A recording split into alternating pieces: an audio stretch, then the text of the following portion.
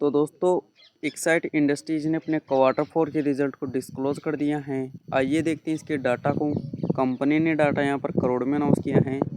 और आगे बढ़ने से पहले मैं आपको बता दूं, कंपनी ने यहाँ पर डिविडेंड का भी अनाउंस किया है 2 रुपये प्रति शेयर के हिसाब से। अब बढ़ते हैं आगे और बात कर लेते हैं कंपनी के रेवेन्यू के बारे में। तो कंपनी ने पिछले क्वार्टर में 3,848 करोड़ का रेवेन्यू रिप्रेजेंट किया था ऑपरेशन के थ्रू। और अगर हम पिछले क्वार्टर 4 की बात करें तो उसमें कंपनी ने 4,009 करोड़ का। और जब आपकी बात करते हैं तो कंपनी का रेवेन्यू 4,159 करोड़ का हमें देखने को मिला है। अगर हम इसे साल दर साल के तौर पर देखें तो इसमें अच्छी खासी तेज़ी देखने को मिली है। और अगर वहीं क्वार्टर के बेसिस पर देखें तो भी इसमें तेज़ी देखने को मिली है। अब बढ़ते हैं आगे और बात कर लेते हैं कंपनी के खर्चे के बारे में।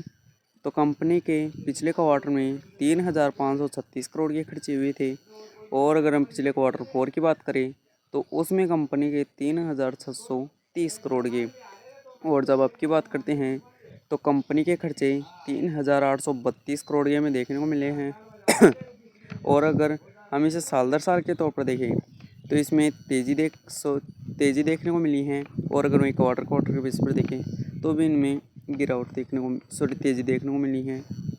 यह कंपनी के लिए एक नेगेटिव बात रह सकती है कि कंपनी का खर्चे इस क्वार्टर में थोड़े ज़्यादा ही देखने को मिले हैं। अब बढ़ते हैं आगे और बात कर लेते हैं कंपनी की प्रॉफिट के बारे में। तो कंपनी ने पिछले क्वार्टर में 244 करोड़ की प्रॉफिट किया था। और अगर हम पिछले क्वार्टर 4 की बात करें तो उसमें कंपनी ने 283 करोड़ का। और जब अब की बात करते हैं तो कंपनी का प्रॉफिट गिर कर 254 करोड़ का हमें देखने को मिला है। अगर हम इसे साल दर साल के तौर पर देखें तो इसमें गिरावट देखने को मिली है। और अगर वहीं क्वार्टर के बेस पर देखें तो इसमें हल्की सी तेज़ी देखने को मिली है। अब बढ़ते हैं आगे और बात कर लेते हैं कंपनी के ईपीएस के बारे में। तो कंपनी का पिछले क्वार्टर में लगभग 3 रुपये के आसपास का ईपीएस था। और अगर हम पिछले क्वार्टर 4 की बात करें तो उसमें कंपनी का ईपीएस 3 रुपये 34 पैसे है। और जब अब की बात करते हैं तो कंपनी का ईपीएस गिर कर 3 रुपये में देखने को मिला है। वैसे कंपनी के नंबरों की अगर हम यहाँ पर बात करें तो हमें नेगेटिव देखने को मिले हैं, कुछ ज़्यादा खास देखने को नहीं मिले। कंपनी का रेवेन्यू भी साल दर साल और क्वार्टर दोनों ही बेसिस पर बढ़ता हुआ नज़र आया है। लेकिन अगर कंपनी के प्रॉफिट अगर देखते हैं तो कंपनी का प्रॉफिट हमें यहाँ पर साल दर साल के तौर पर गिरता हुआ नज़र आया है।